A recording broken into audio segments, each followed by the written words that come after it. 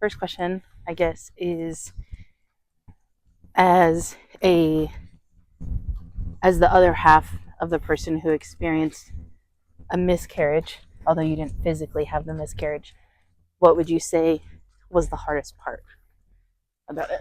Wow, I'm going strong right off back. Offer it. Offer Can't it. give me like what's my favorite color first? I guess introduce yourself. What's your name? Who Billy, are you? husband. Um, let's see. I think I don't know. I think it was more like be supportive and not really That was the hard part. not the hard part, but I think that was That was the question, though. oh. The hard part would have been, I guess, knowing how or when to express like how I was feeling, Mm, and like I guess not really even have anyone to talk to because I didn't know anyone who's gone through it. yeah. So, would you say you have like processed it and like expressed how you feel, or do you think that there's still some I guess level of non-processed feelings and grief since the miscarriage? I mean, ultimately, I think with anything I do, there's probably a bunch of non-processed emotions, but it's kind of just how I live my life. It's probably not great, but I Big think on the not great and the probably. I'll probably maybe express them more. I guess it'd be more of like now I can be that person that someone talks to when they need help. Mm. So like I think that's when I'll probably express them But more. as the people, I imagine, on the other end of this camera, um, how can you be someone people can talk to if you don't talk? How would people know that you're someone they can talk to if you don't tell your story? I think people. I feel like people just open up to me. It's kind of weird. Like I never knew what to do about that, and so like people just tell me things. So I think some people who meet me already know. Like they already know they can talk to me. I just don't know how to talk to them. How to respond? Yeah. Cool. Um, so when I was going through like IVF the first time, um, IVF or IUI? IVF, Okay. IVF the first time, what would you say um, was any part of that like difficult, or did you feel because like as a man, right, like you want to be like a protector, you want to take away pain, you want to do all of these things, right, as a man, as a husband, a supporter, like was there any point where you felt kind of like helpless in a sense and that you it like kind of like took a hit at whether like your ego or your pride or anything? Um, I wouldn't say I felt helpless, but there were definitely times where I felt bad because being a stay at home dad at the time, you were the one going to work and you were going to work for 10 plus hours a day with being in so much pain. And so, like, the things I just tried to do to support you or I guess help you better would be just trying to keep up on the daily chores per se and just make it so you can come home and rest. I would say also, like, even though you didn't really have anything to prove, I was like, you did prove to me, like, how much strength that you hold. Because when we went through IUI, you did all this by yourself, and I wasn't there. So I didn't get to see you go through the pain and see you work still with going through the pain. In the difference, so actually we'll go back to IUI. When we were doing IUI with Ari, with you being deployed, Yeah. um, is there any level of like, I guess almost like guilt in a sense of that you feel like because you weren't there, that like I had to go through this season of of what I went through, while even at the beginning of my pregnancy post IUI, like, is there any level of like guilt that remain, like any remnants or Um, like negative thoughts you had I because of guess that? I would say yeah. It'd be more of like I wasn't there, like you said, Yeah. during the um, like almost the first half of the pregnancy, which was rough. I was gone, and then he used to hold it against me that I was out there having a blast in Australia. And he was, he And was on a then, fishing trip in oh my Australia, beautiful goodness, Australia water, while I was sick as a dog, couldn't eat, couldn't drink, couldn't even like eat a popsicle. And he was there's out there fishing, there's having a blast. there's more of like, come on, girl. I want to, I guess, try and compensate for that, Mm, even though there's not much I can do. So all I try and do is just help where I can, or at least be there when I can. yeah. Because I wasn't there, even though like it's not my fault I wasn't there, right? But Right. it's still. And I think too, like, also for me, I think I, since then have matured, and I think I partially, like, immaturely would like hold it against you and like really like cruelly like attack you with words and like throw things back in your face, like, because just like you said, we didn't you didn't have a choice but to get deployed. Like, you literally were in the Marines, and so it was what it was. It was unfortunate, but it was what it was. And so I think there's a level of it too, to where as a wife or as women, we can be very cruel because we are emotional creatures. And so, like, because I was hurt or hurting, or I still had like leftover pain, I wanted to do whatever I could to make you feel, The same pain. yeah. Not Um, you spitballing these questions, nothing written down. It's kind of crazy. um, what would you say? I guess like,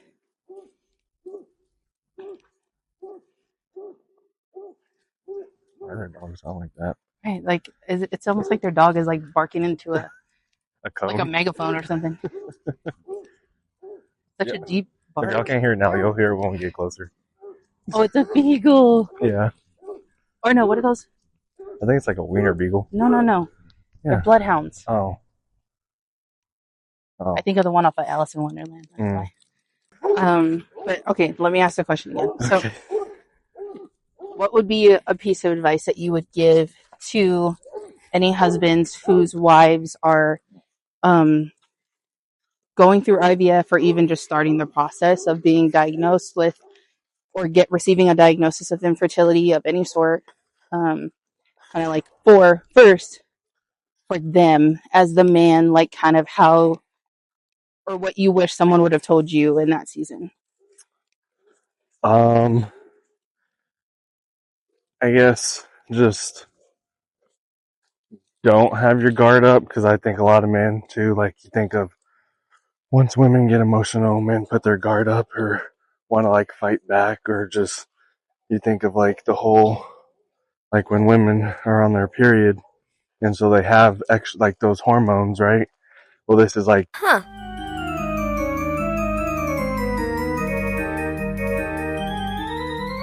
that times 100, because they're injecting hormones into them. Right. So like they're going to be more emotional. So like don't, I guess, take offense if they attack you with something. That's good. Just because, like, not saying that they can't help it, but like We can't. We can't. but like again, their hormones in them are on 100 because they're injecting them into their body and their body's not producing them. Right. And they're also like on 100 because their body can't produce them sometimes, which is like why they're going through infertility. So like they're not used to having those hormones in them. So I guess just like, So ultimately, like, don't take it personal. yeah, Easier said than done, but don't take it yeah, personal. don't take it personal. Like you're there to I guess, be the rock, or be the punching bag. Ah, Not necessarily like I don't know if that's punching healthy, bag, but but like obviously aren't they're not going to be attacking you the way like I there's guess going I'm to be some describing. more like impulsive things that happen. Yeah. Because especially like for me personally, like there's hormones that my body doesn't produce on its own, and so now I'm used to my body normally without those hormones, and so now it's almost like when you're going through IVF, it's like going through puberty again, like because now your body's trying to manage these hormones that are foreign because you haven't been producing them. Um, or even just like an excess, like there's a surge in hormones that takes place. So, sorry, um, so now, second part, was there anything you were doing in or did do in our last cycle of IVF that you would encourage another husband to do? Um,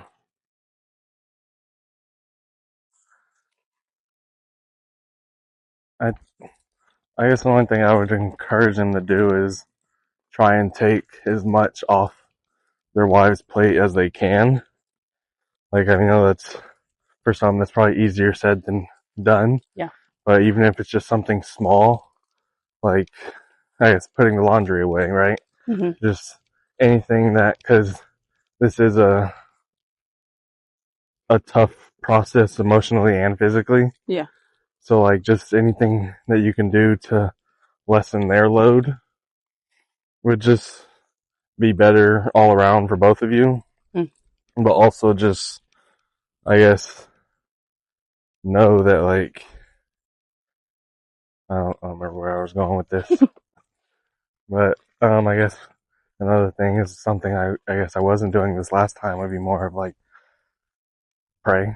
Like I didn't I obviously didn't do that last time because Yeah. I'm new to my walk with Christ, so I am praying more. Wow, that's good. Praise God. That's a testimony on its own, y'all. Wow. So proud of you. That's awesome.